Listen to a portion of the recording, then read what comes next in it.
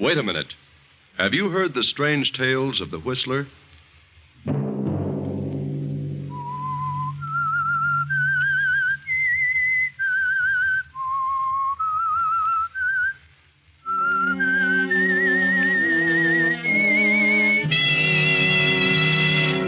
I'm the Whistler.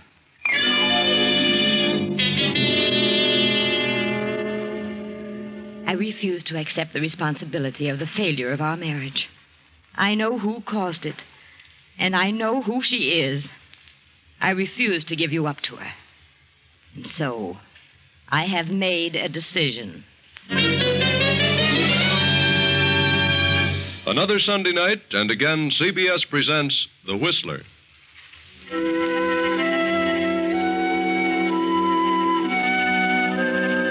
I, the Whistler, know many things, for I walk by night. I know many strange tales, many secrets hidden in the hearts of men and women who have stepped into the shadows. And so I tell you tonight the unusual story of the other woman. Olivia Martin paces the floor of her bedroom. She's been pacing for hours, and it is now long past midnight. Her husband, Fred Martin, did not come home to dinner. He was detained at his office on business. So he said. But Olivia knows that it isn't his advertising business that detains him. And she knows, too, that tonight will be the climax and the final crash of their marriage. The end of everything for Olivia. She knows what Fred is going to say tonight. For months she has been fearful of this moment, and now it has come. Olivia, you awake? Yes? Come in. I thought you might be asleep. How could I sleep? You know better than that. It's 1 o'clock, isn't it? Yes, Fred. I didn't realize it was that late. You don't usually bother to see if I'm awake. Don't I? For the past 2 months, you've passed right on to your own room. Yes. Yes, I guess I have. Get your business settled? Yes. Yes, I had quite a bit to attend to. Have dinner at the club? Oh, yes, at the club. Then why didn't you answer my call? I had you paged. They said you hadn't been there this evening. Oh? Well, perhaps I hadn't arrived yet. Really? What did you want? I don't know. I don't remember now what I called you for. I see. Well, I think I'll turn in. Good night, Olivia. Why don't you say it? Say what? What you came here to say. What makes you think I had anything particular to say? I know. I don't know how, but I've known all evening you were planning to tell me something when you got in. Oh, that's nonsense. No, Fred. I've known for months this was coming. I know what sort of business detained you. Another woman. What? At first, I believed you. As the weeks passed and I realized you were growing colder, the whole thing became clear to me. Then I knew you were evading me, that you were lying about those business appointments at night. Go on. We've been married 10 years, Fred. I've done everything humanly possible to make our marriage a success. Have you? I think I have. At least I've tried. That's your opinion, Olivia. Why didn't you come right out and tell me about this woman at the very beginning? Why should I? Oh, Fred. I'm sick all over. I've tried not to believe it. Now, let's not have a scene, Olivia. What do you expect me to do, laugh it off? No, not you, Olivia. Certainly not you. I suppose you'll say it's all my fault. I'm to blame for everything. Well, isn't that what you're trying to say? I haven't said anything. Then why don't you? Say something. Why do you beat about the bush? You came here to say something. Say it. Very well, since you put it that way, I will. I'm going out of town tomorrow on business. I'm sending my things to the club. When I return, I intend to live there. Fred. Wait a minute, Olivia. I haven't finished yet. I want you to get a divorce on any grounds you please. Desertion or whatever you wish. Divorce? Do you mean that? I do.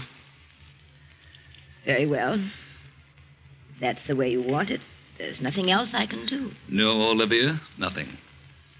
Good night.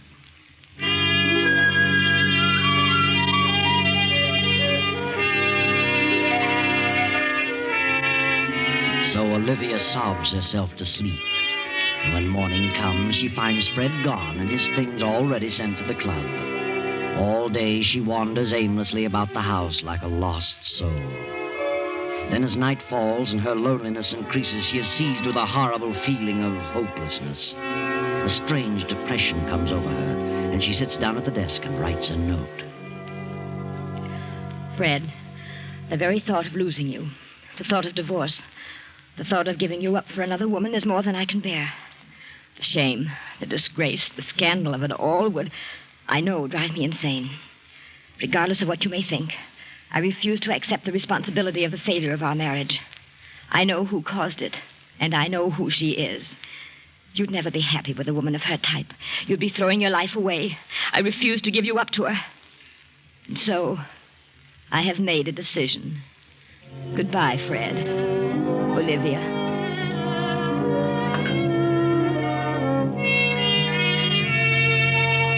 Olivia addresses the note to Fred at his club, steps out and drops it in the nearest mailbox. She wanders about for a while, then returns to the empty house, takes some sleeping tablets, and goes to bed.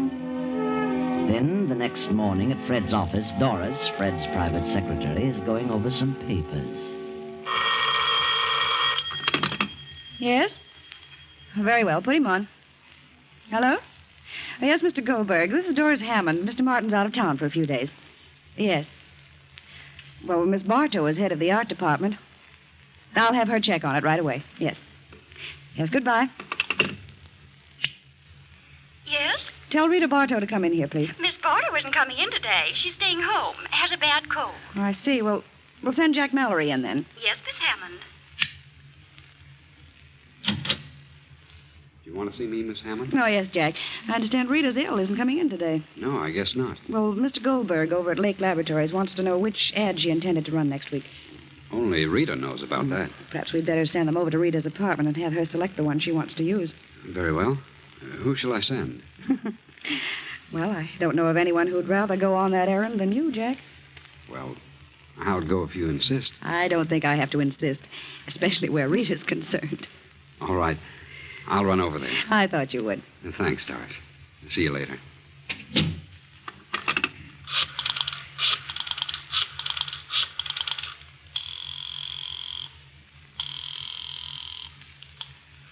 Hello? Rita, this is Doris Hammond. Yes, Doris. How do you feel? Oh, fair. Good. Mr. Goldberg wants to know which ad you selected for next week. I'm sending Jack Mallory over with the layouts. He should be there in a short while. Very well. How I've forgotten which it was. And send Jack back as soon as possible. He'll hang around all day if you don't. I will, don't worry. Goodbye. Bye.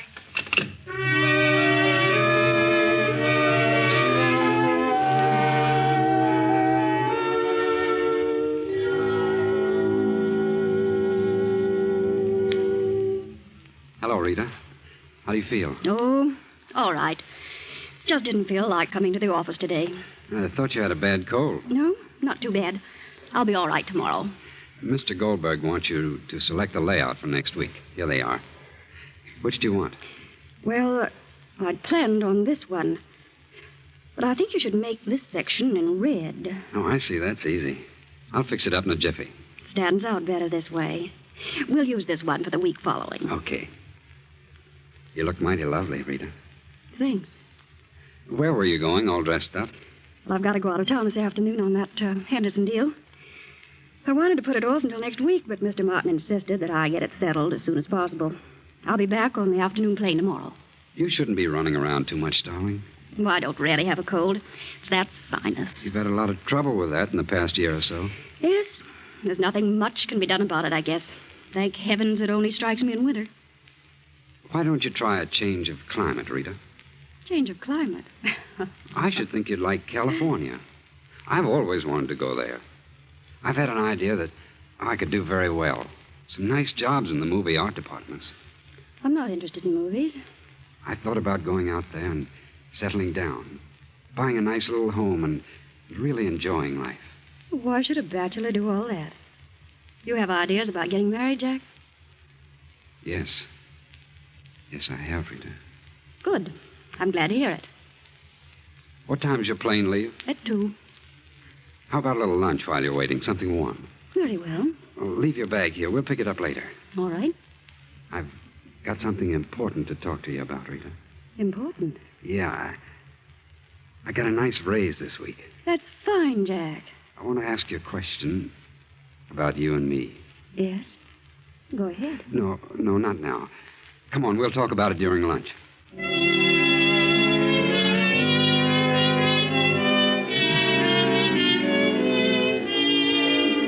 Meanwhile, Olivia Martin, having made a decision and formulated a plan, visits her husband's office and calls on Doris, the secretary. Good afternoon, Miss Hammond. Oh, how do you do, Mrs. Martin? I was just going out to lunch. Would you join me? I'm sorry, Miss Hammond. I'm afraid I haven't time. I'm in rather a hurry. I've a number of things to do this afternoon. Can I help you? I suppose you're quite busy yourself. Yes, my work is always doubled when Fred leaves town. Fred? Yes, Mr. Martin. Oh, my husband. I suppose it does seem strange for an employee to call him Fred. But for some reason I've gotten into the habit and can't seem to break it. He doesn't seem to mind, however. That's so. I can imagine he wouldn't. After all, you're like one of the family, aren't you, Miss Hammond? Yes, I've been here for 2 years. You've been Fred's private secretary for how long now? Almost a year. It doesn't seem that long. Pleasant work, isn't it? Most interesting. You've no idea how absorbing this business can be, Mrs. Martin. But I realize it must have a certain amount of extremely interesting moments. You should come around more often, Mrs. Martin. Oh, how right you are. Things might have been different. Different? Yes. I mean, if I had taken an active interest in the business, well, at times it gets rather dull waiting at home, especially on long evenings when your husband has to stay in town on business. Oh, I suppose it is rather dull under those conditions. Yes. But I mustn't take up your time with personal problems. I want you to have a check drawn for me for $500. Very well, I'll attend to it at once. Have you heard from Fred since he left? No, I haven't. He phoned me this morning. He did? Yes. He left an important paper at home, and he knew I was flying to Detroit tonight to visit my relatives, so he wants me to drop it off for him at Buffalo. Buffalo? I thought he was in Boston. Well, yes, he was. But he had to rush over to Buffalo. Some unexpected business came up, and he says he needs you very badly. He wants me to come to Buffalo? Yes, I told him I'd notify you and bring you with me. I'll be leaving the airport about 5:30. Can you meet me there, or shall I pick you up here? Well, I'll meet you at the airport. I'll have to run home for a few minutes. Is there anything in particular he wants me to bring? No, nothing but the paper he left at home. Very well, I'll be at the airport around 5. Do you mind flying, Miss Hammond? No, not at all. That's good. My plane is a small cabin job. Might be a little bumpy, but I'm rather a good pilot. I'll see you at 5.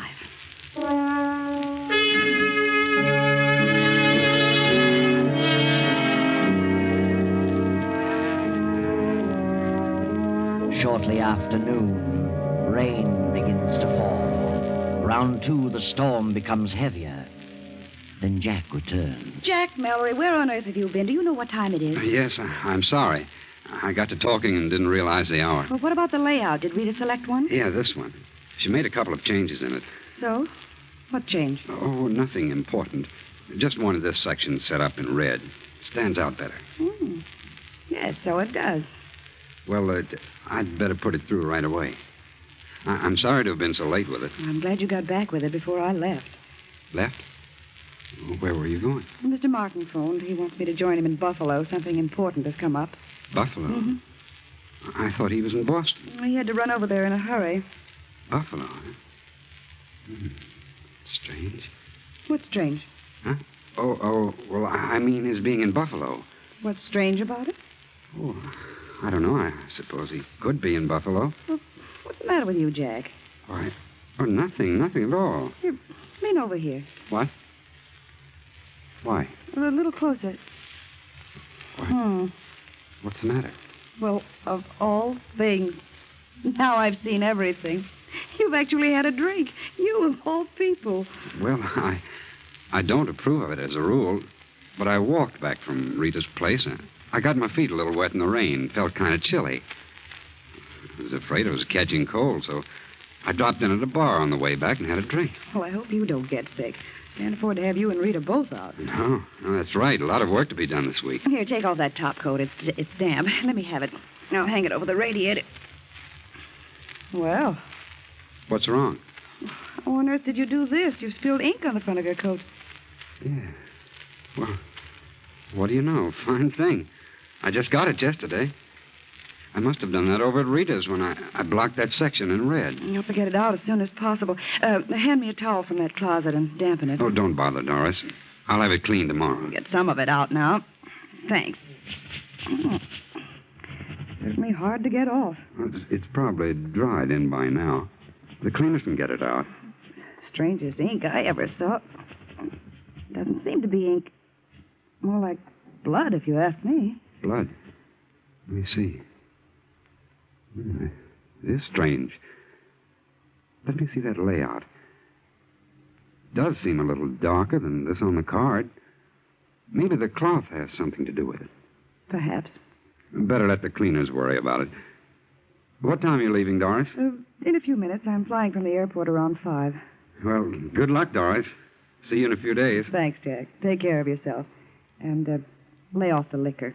That's bad stuff to get started on. Are you kidding? What do you think?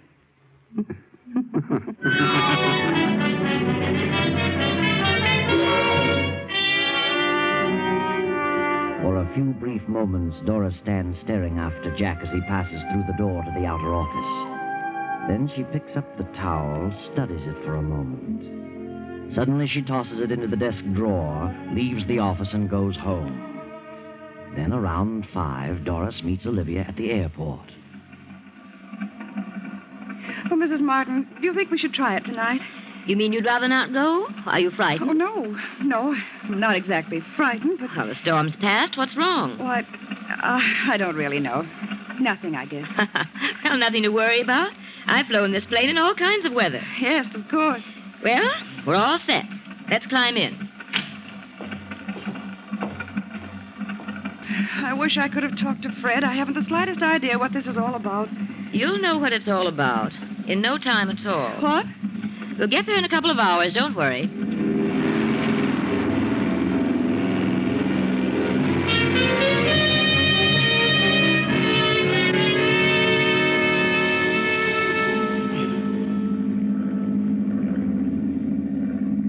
How far have we come now?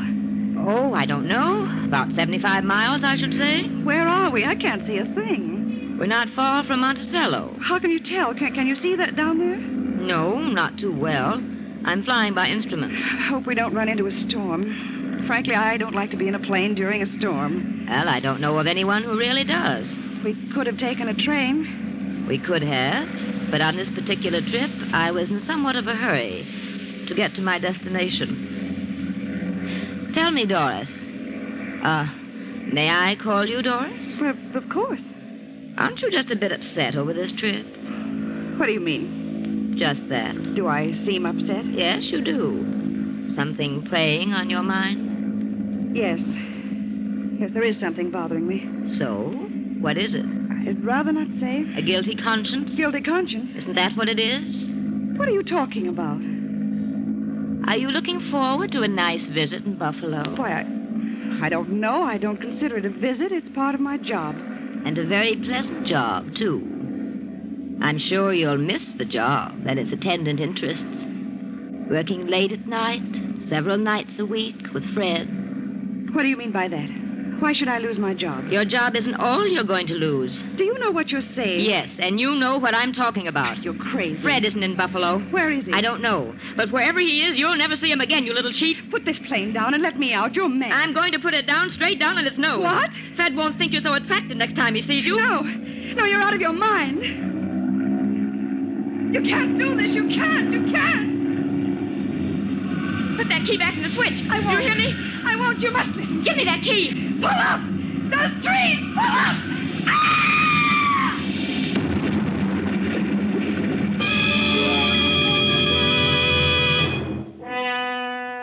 By some strange quirk of fate, Olivia is foiled in her plan of suicide and murder. A farmer rushes to the crash, finds Olivia thrown clear and still alive. Now, an hour later, in the farmhouse.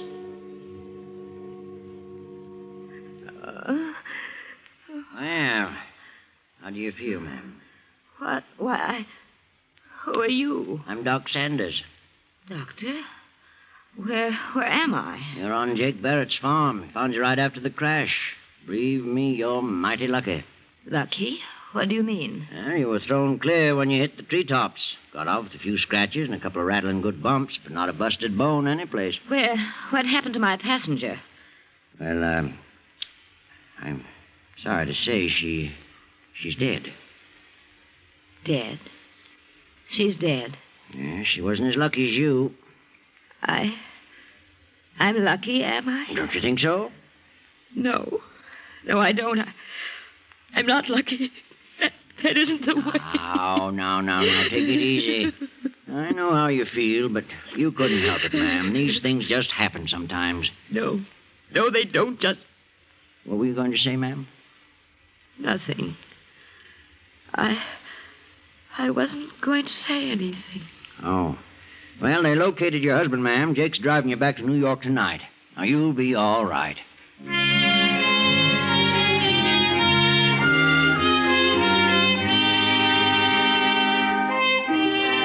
Well, Olivia, now you are on the spot. Your vicious plan was only partly successful. Now you've got to face Fred. And how are you going to explain the situation? How are you going to explain Doris's presence in your plane? Fred arrives in town, spends a few hours at his club. Then in the morning, he visits Olivia. Hello, Olivia. Oh, Fred, it was terrible. Yes, I know. I'm very sorry, Olivia. I don't know what happened, but all of a sudden the motor cut off. I couldn't find a clear spot anyplace. I thought I saw a clearing, but it was more trees. And with no motor, I couldn't pull up. You were very fortunate. Yes, I suppose so. Where were you going? Why, well, after you left, I got to thinking things over, and I just couldn't remain another night in this house alone. So I decided to go to my sister's in Detroit for a while. Mm-hmm. Why did you fly? I don't know. I just wanted to get away as fast as possible. Wasn't it a rather bad night for flying? No, I've flown in worse weather. Storm had cleared. I see.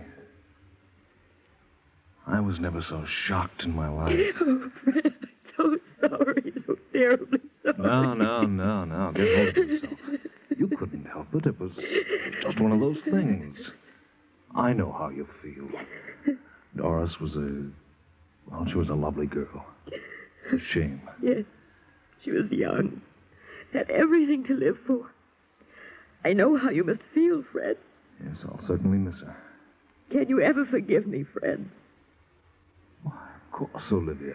I never want to fly a plane again. Never. Tell me, how did Doris happen to be with you? Where was she going? Why, well, she said she wanted to visit some friend in Buffalo. Asked me if I'd drop her off there. How did she know you were flying that way? Well, you see, I went to your office and told her I was going to Detroit and asked her to draw some money for me. Told her I'd be glad to put her down in Buffalo. That's all. I can't imagine why she'd leave the office in the middle of the week to visit friends out of town. That wasn't like Doris. Maybe she had some business to attend to on the side. Maybe. Well, I can't imagine what it might be. Maybe it was personal business. Possibly.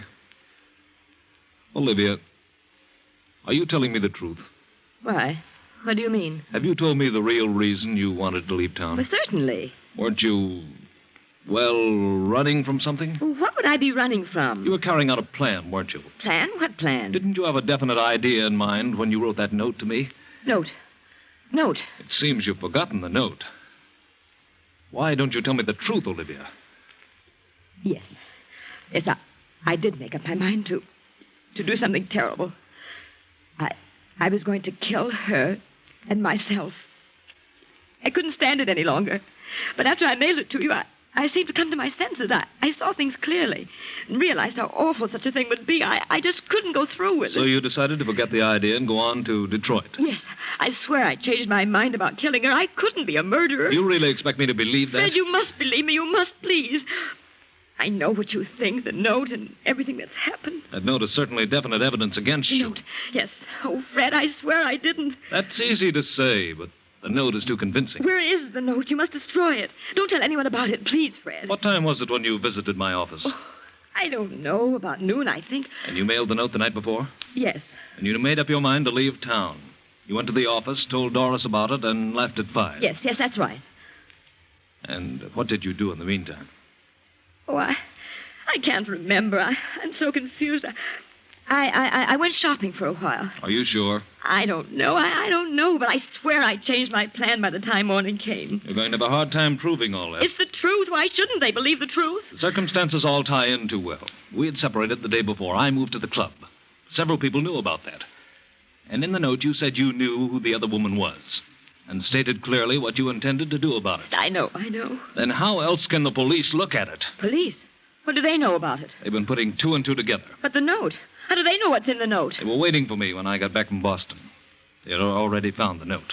They showed it to me. That's where you made your big mistake, Olivia. Fred, they really think I killed her, murdered her? They do? What are they going to do? The detectives are here now. They want to talk with you. Detectives? Yes. Yes, I'll be calm. Very well. Come in, Captain Evans. Thank you. Olivia, this is Captain Evans. And this is Lieutenant Davis. How do you do? Good morning, Mrs. Martin. Did you gentlemen wish to see me? Yes, would like to ask you a few questions. Yes. Yes, of course. But I haven't done anything. I'm absolutely innocent. Yes, I know, Mrs. Martin. We don't want to upset you. Just answer a few questions. Very well. Is it true that your husband left you a few days ago with the idea that you were to get a divorce? Yes. He took up residence at his club? Yes. You believe that your husband was in love with another woman? I did. Did you know who that woman was? I did. Did you object to his leaving you, getting a divorce? Yes. Yes, I did. Well, after he left you, did you write this note to him? Yes. I wrote it, but I... You mailed it to his club? Yes. Next day, you got some money at his office, about noon, and exactly 5 o'clock, you took off in your plane. Yes, but I'd changed my mind. I couldn't go through with it, and I didn't. I swear I didn't. Where were you, Mrs. Martin, between noon and 5 o'clock? I went about town. I did a little shopping. I don't remember what else I did. Can you prove where you were during that period? No, I don't see how I could. No one was with you during that time. Did you frequent any establishment where you were known? No, I didn't. I saw no one I knew. Are you sure, Olivia? I'm positive. What difference does it make where I was between noon and 5 o'clock? It makes a lot of difference. Because it was about that hour that Rita Bartow was stabbed to death in her apartment. Rita Bartow? The head of the art department? That's right. The weapon's not been found, and there were no clues to the identity of the murderer, excepting your note to your husband. But Rita Bartow? What have I to do with her? You said in your note here that you knew who the woman was. Rita Bartow was the other woman. What? Then what about... What about who? What were you going to say? Nothing. I wasn't going to say anything. Not one thing. Oh, yes, you were, Olivia. Yes, you were. You were going to say that you killed the wrong woman, poor, innocent Doris Hammond. Of course, we know you didn't kill Rita Bartow, because Jack Mallory killed her when she turned him down and said she was going to marry Fred Martin. And Doris was the only one who knew about the bloodstains on Jack's coat. She was the only one who could have pinned it on Jack and cleared you, Olivia. But Doris is dead now, and you killed her. Killed the very one who could have saved you. What a shame.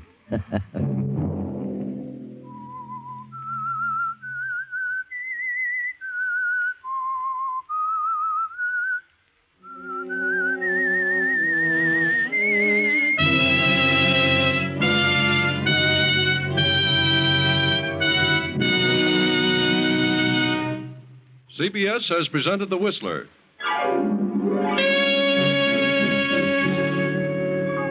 Next week, same time. I, the Whistler, will return to tell you another unusual tale. Good night. This is the Columbia Broadcasting System.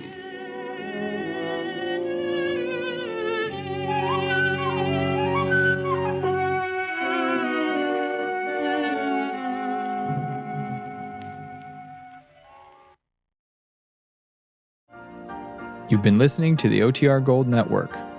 Find more classic radio at otrgold.com.